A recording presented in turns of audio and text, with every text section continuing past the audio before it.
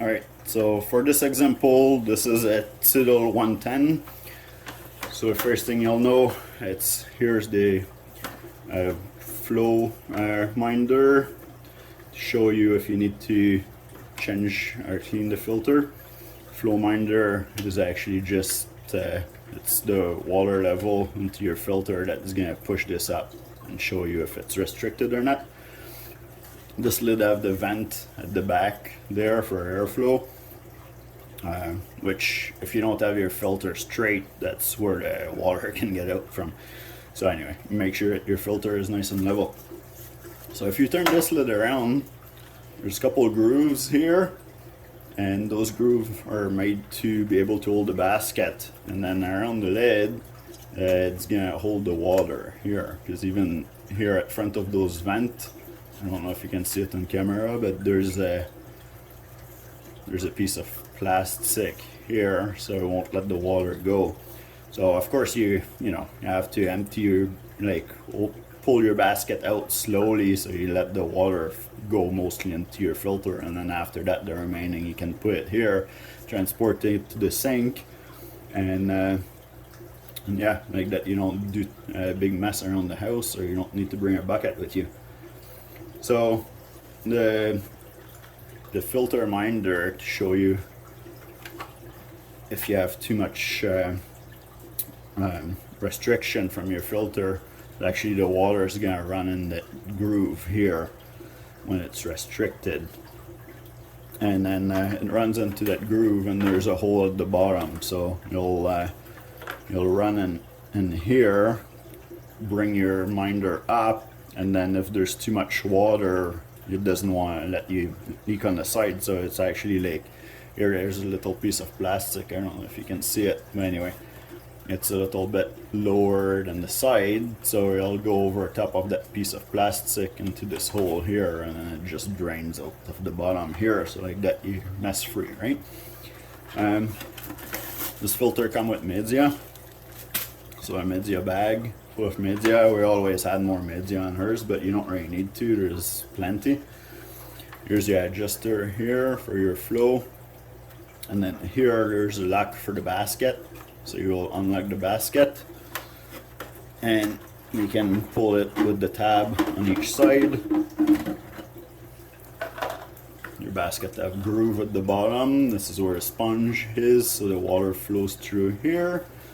This groove and this groove here, that's the two that clicks on the lid, so you can actually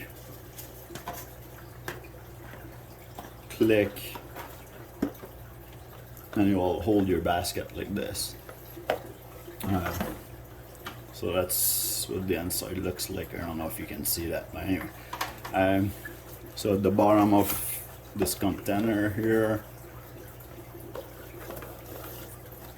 there's the sponge, or coarse sponge, and that's it. So they're pretty easy to clean, so you just run that under tap water if you want to, or aquarium water, whatever you prefer. I use tap water, no problem with that, as long as you don't let it. I think it takes like 30 seconds or a couple minutes for the tap water with chlorine to start killing your bacteria, so you can rinse that really quick and give it a couple squeeze, put it back in, and then put your media back in. If the bag's too dirty, you can also go under the tap or in a bucket with aquarium water, and then squish it around and move it around, drain it, clean it up. Perfect. There's a little adjuster here to adjust the level for your filter. This actually goes into this groove here. Goes like this. It's nice and secure, and then you just adjust it for the level of your aquarium. Right, your aquarium goes in the center here, so that'll push against the back glass. There's a little O-ring here, so you don't scratch the back of your glass. Now you can put it a little bit tilted forward if you want to, and then you're sure that you have no trouble with anything.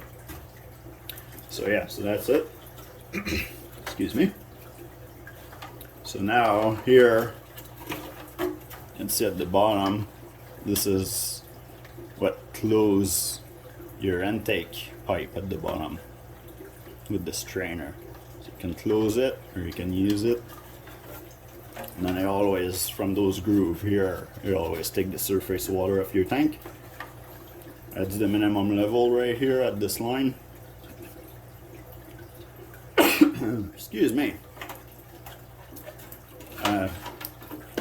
Seachem made it so that the cord can click. There's a groove to click the cord for the pump around your aquarium right here.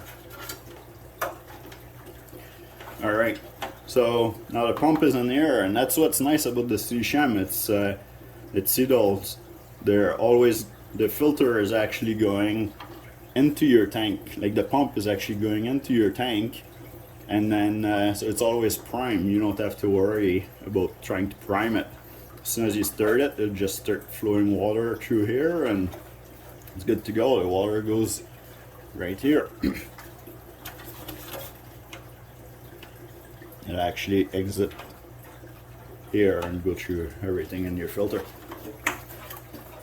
So now let's take it apart. I did it a couple of times in an aquarium. It's pain sometimes, but you can do it. So this just come out. This is the adjuster again for cutting up the flow from the pipe at the bottom. This is your pump here. I believe that the 110 and the 75 can interchange pumps, and then the other one actually have a smaller hookup. So if you take this off, now you just have to slide. You can take the cord out too. Now you can just slide the pump, I believe, on the outside towards here. So that's your pump here. You can buy the pump just by itself too if you need a replacement. This is what it looks like at the bottom. So the pump fits into those plastic grooves here. It pumps the water through this hole.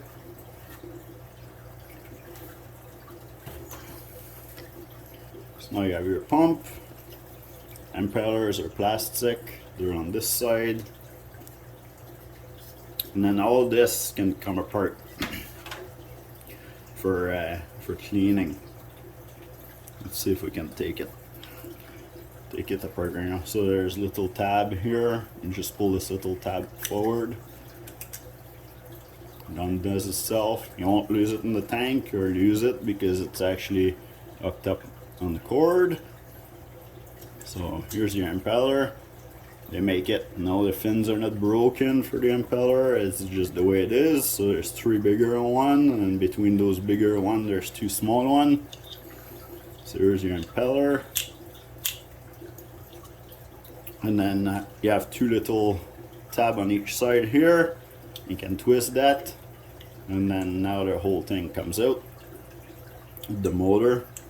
I think if you order one of those, it just I don't think it just comes with the motor. I think it comes with the cap too, to put it on top.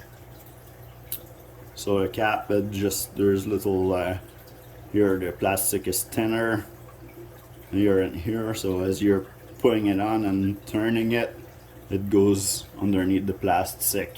There's thicker on each side. There's lips here, and this is what hooks up.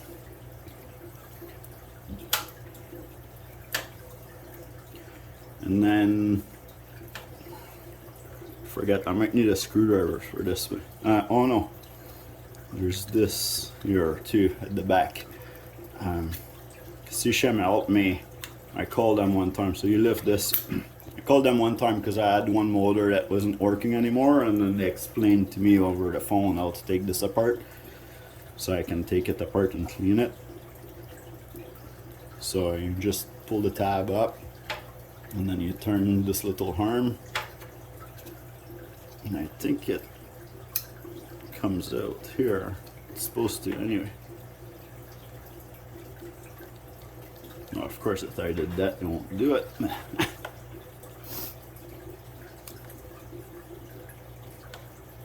Yeah, it shows you, I don't know if you can see it on camera here, but it shows you lock and unlock, so it should be unlocked right now. I should be able to take it apart.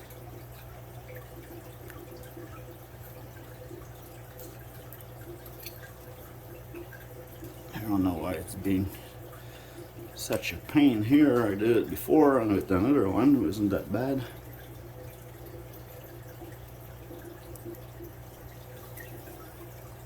Oh, okay, I got it now.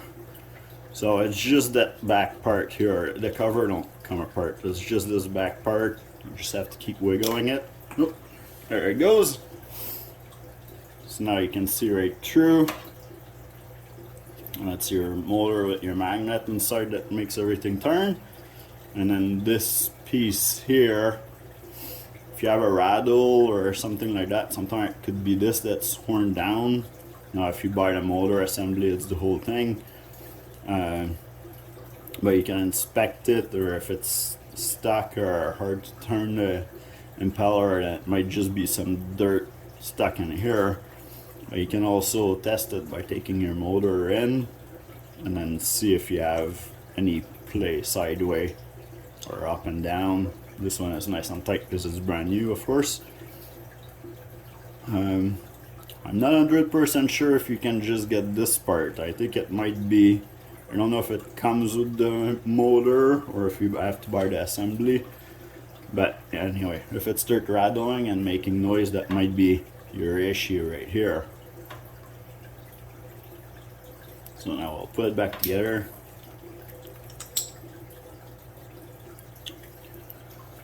Oh yeah, here, I'll show you. There's a little hole here, and this is where the arm clicks in. Alright, so now here, you just put it on. If it's, as long as it's flush, you can turn it until you hear a little click. Now it's locked in place. I don't know if you can see that. There's an arrow here at the top, and it shows you unlock, and then a little sign of lock on the other side. So anyway, now it's back together. You can bring this back forward.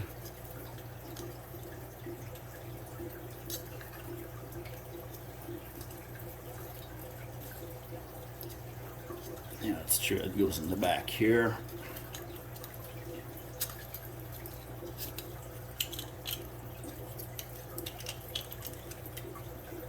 So it's actually like this. Alright, so there's a little hook at the bottom here.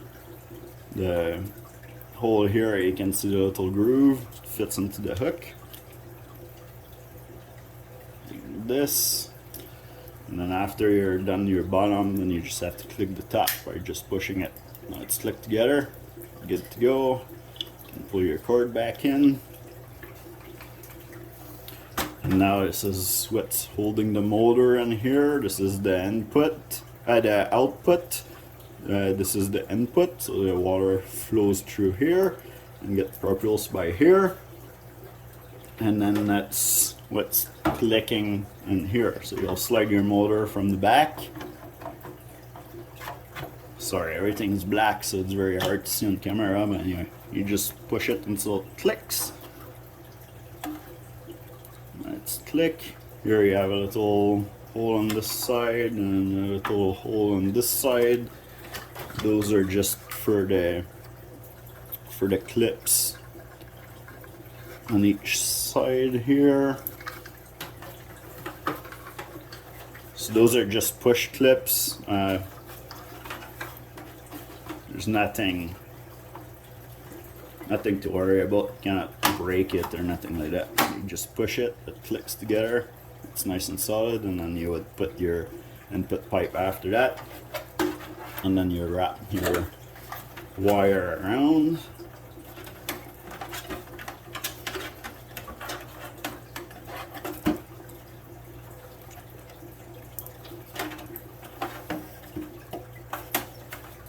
Okay, and now put the basket back in.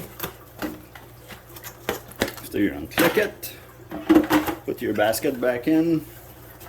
Don't forget to lock it, because with the water pressure on the sponge, when it gets full, it can start bring the basket up. So with the lock here, it stops it from being able to raise up, right? And then you have your lid back on, and yeah, that's how it goes. So hopefully that was informative for you. Like and subscribe if you liked that video. Watch my other video if you want to hear some more tips or trick or see how other stuff works. Thanks for watching.